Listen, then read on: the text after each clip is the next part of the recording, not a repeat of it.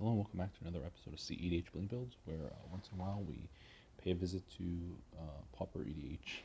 And so today's deck tech, we're going to revisit Tormod, partnered with Ghost of Ramirez in 2022.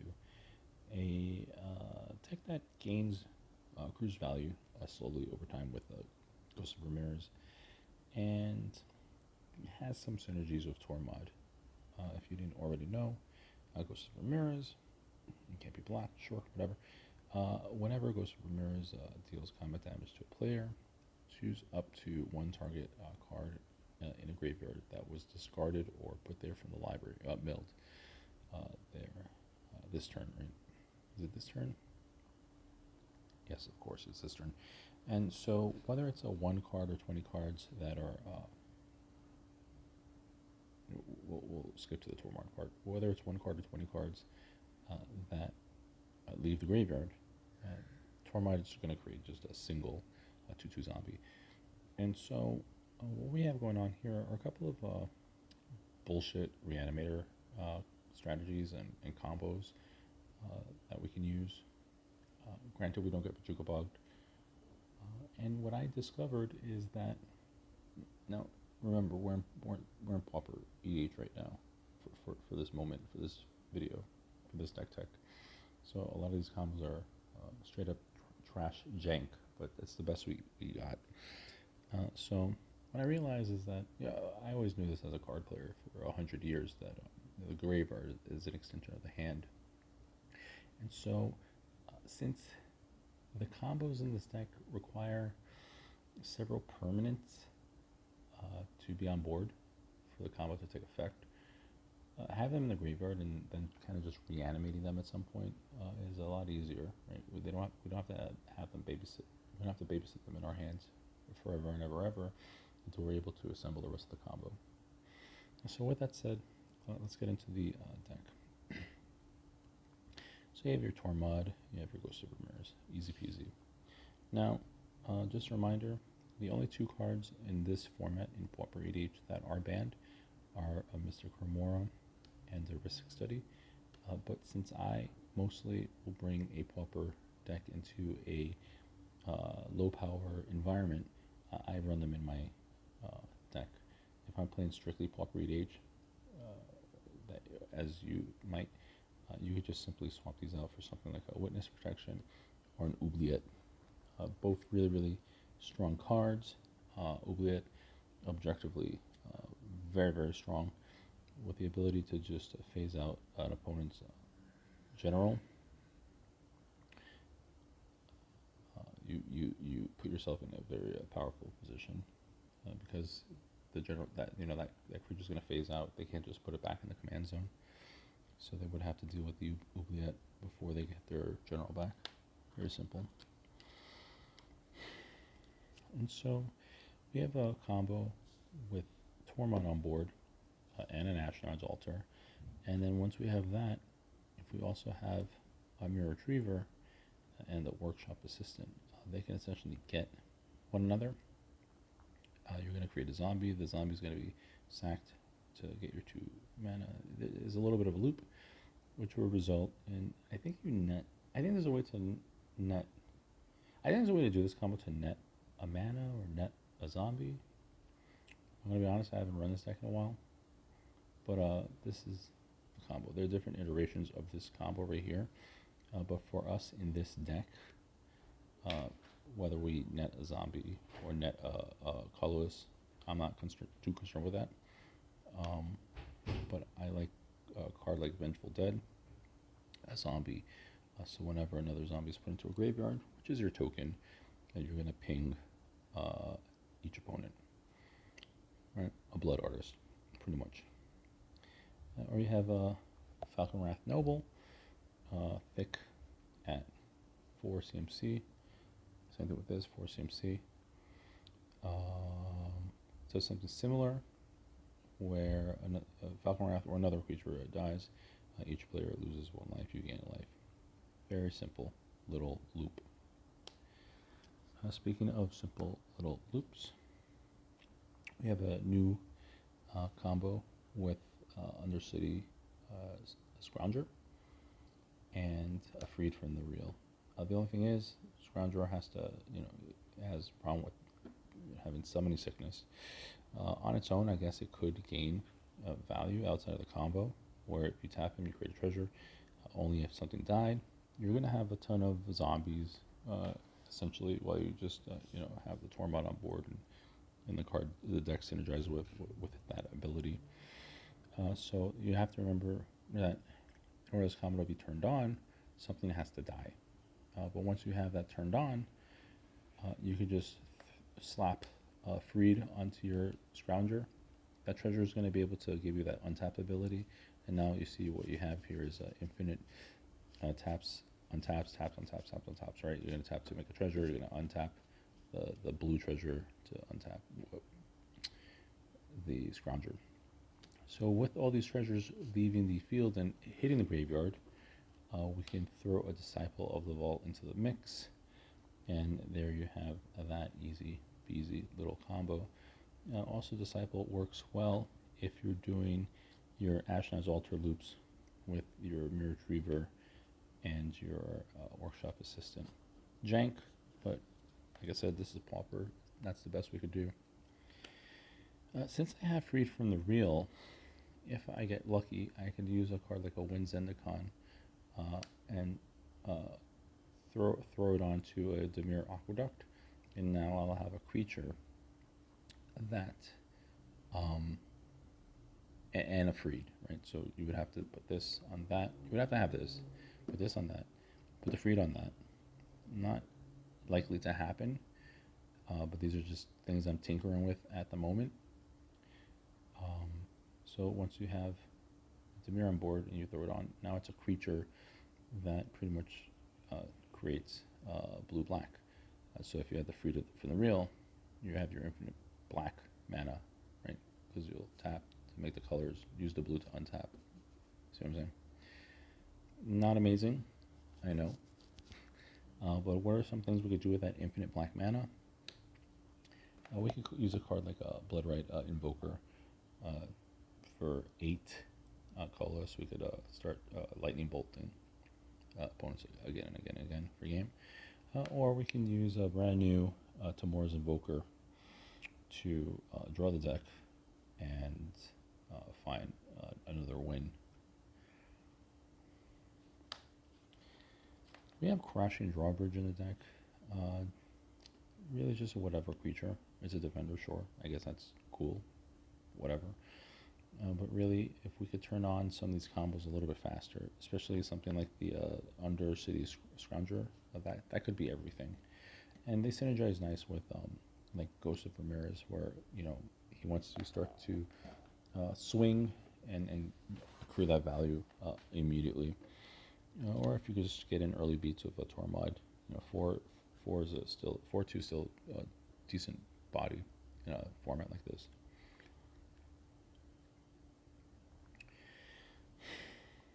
We have Archaeo Mender, where if we lose some important piece, artifact, we could just get it back, especially that Ashnod's Altar. If we lose that Ashnod's Altar, we're kind of boned. So Archaeo Mender helps to remedy that. Stinkweed Imp was common rarity dredge card, and so we just fill up that graveyard very, very quickly, easy peasy, and just try to find combo pieces using the graveyard again as an extension of our hand. You have a Street Wraith where you just cycle it, draw your card, but then the Tormod could get it back, so now you have like a cheeky bullshit draw engine, which is suffice. And then we have all the relevant transmute cards. We don't have, I think it's called Brain Spoil. There aren't any 5-drops in this deck that I'm interested in. As I look at a 5-drop, I'm not interested in finding this. It's not a combo piece. But there aren't any 5 CMC combo pieces for like a Brain Spoil. But we have Infiltrator, Phantasms, and then we're going to get into our instant sorceries, continuing the trend with other tutors. We have Dizzy Spell, Muddle the Mixture, and Shred Memory. Oh, and then Perplex. All synergize really well with Ramirez. because you could transmute, get in with the Ramirez, get your transmute back. It's very simple. Fortunately, in Pauper, we have a shit ton of reanimation spells, per se. We have Unearth, which is fantastic. All my important combo pieces, for the most part, are cheaply costed. They're under, they're 3 or less. Yeah, they're all 3 or less, with the exception of, the Falcon Wrath, Noble, and the Vengeful Dead. We have an Exhume. I didn't realize until recently that Exhume was printed in common rarity. Your opponent might go plus on it, that's fine, but are they really? Because they're trying to close out the game. Return to battle. Right, so these are straight reanimation spells. Then we get like the jankier ones, like a Return to Battle, which just brings it back to the hand. Echoing Return, same thing. I like it because it's cheaply costed. I know there are other options. There's one that's like at instant speed, and there's another one that does like one of 2 things, but I'd just rather have the cheaply costed card, especially if I'm doing a stupid combo where I could like pay a lot of mana into the combo because it's all like thick permanents. Argivian Restoration, stupid card. I would never play it outside of Pauper, but again, if I lose like Ashnard's Altar, I can just get it back, no problem. No problem. Or of course, like a Workshop Assistant or the Mirror Retriever, anything like that. Any important combo piece like that. Double checking. And then even like an Undercity Scrounger, he's a artifact creature. Not so much a Disciple of the Vault, not an artifact creature.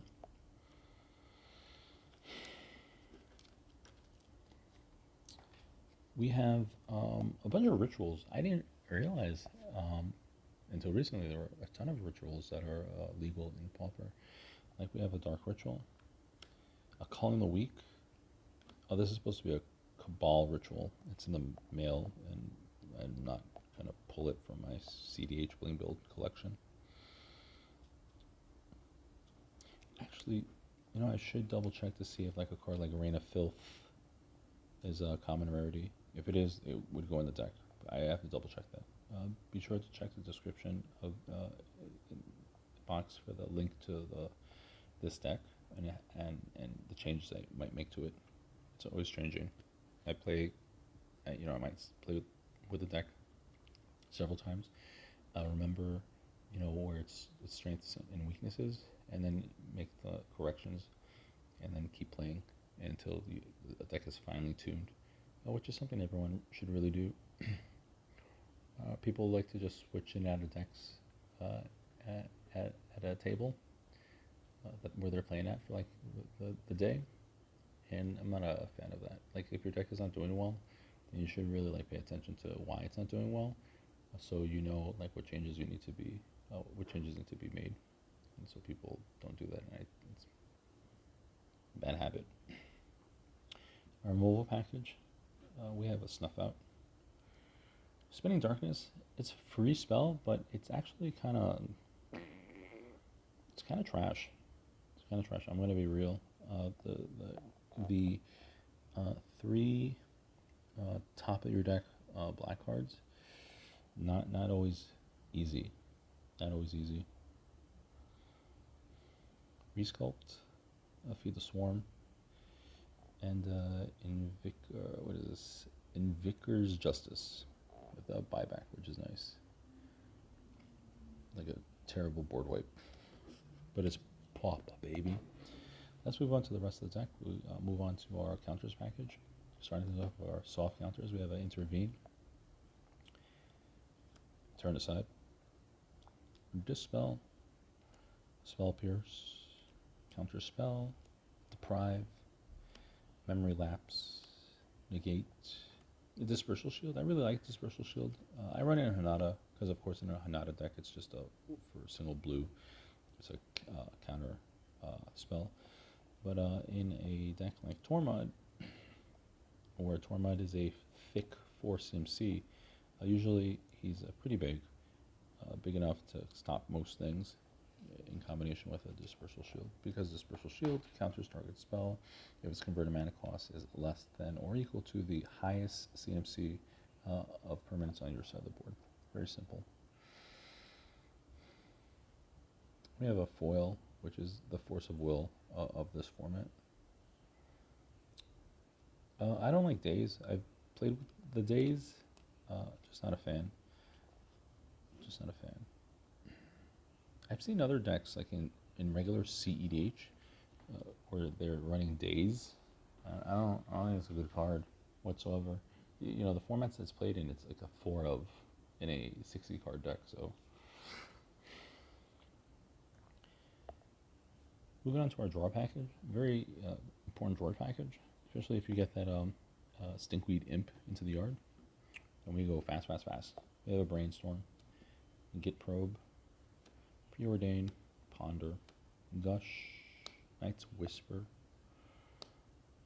Treasure Cruise, and then we'll go to the other things that have better synergies with the Ghost of Ramirez, like Careful Study, Frantic Search, and then the mill cards, like a Consider, Thought Scour, Mental Note, Strategic Planning, and then the black Strategic Planning, Ransack the Lab. Moving on to our artifacts, we have a Lotus Petal, Mind Stone, Thought Vessel, Dimir Signet, Felwar Stone. I don't know how much value a Felwar Stone gets in Pauper EDH. I see like a lot of red and green decks, so whatever. We're still in like two of the strongest colors in the game of Magic, so you know your Felwar Stone will get value, of course. And then of course Arcane Signet. Our lands package, I like fetches, so I go really all in on the common fetches. So we have Evolving Wilds, Terramorphic Expanse, Warped Landscape, Obscure Storefront, Maestro's Theater, Grixis Panorama, Esper Panorama. And then these have nice synergies with the Ghost of Ramirez, like an Ash Barrens, Lonely Sandbar, Baron Moor. The deck has 10 islands. There's no reason for the snow-covered islands. It's just that I don't own like a lot of basic islands. I have like a weird philosophy. You are going to run more than one of a basic, then it might as well be snow, because there could be like busted snow cards. But in this deck, there's no reason for these snow. And then 10 snow-covered swamps. And a command tower. Very simple deck, 32 lands. And there you have it. You have Tormod and Ghost of Ramirez. A combo deck where I could just afford to lose certain pieces into the grave, because I'll just get it back. No problem. No problem.